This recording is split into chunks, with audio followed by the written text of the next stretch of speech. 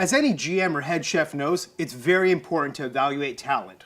So I hear there's a big free agent on the market, so I'm gonna bring him in for a tryout today. Tell me about your culinary experience. I love food. I used to eat like 5,000 calories a day. I mean professionally. Oh, I'm the master of the pigskin. For 11 years, it's all I worked with. At first, I was a bit skeptical.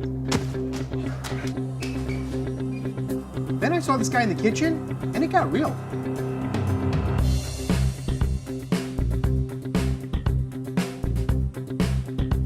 Chuck brisket, round, shank,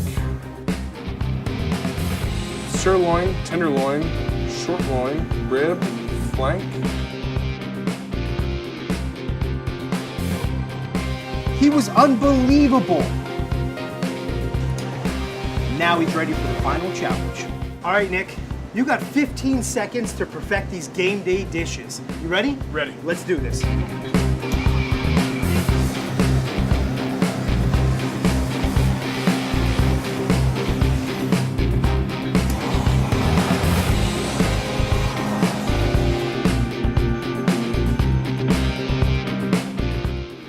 Oh yeah, we had him on the spot.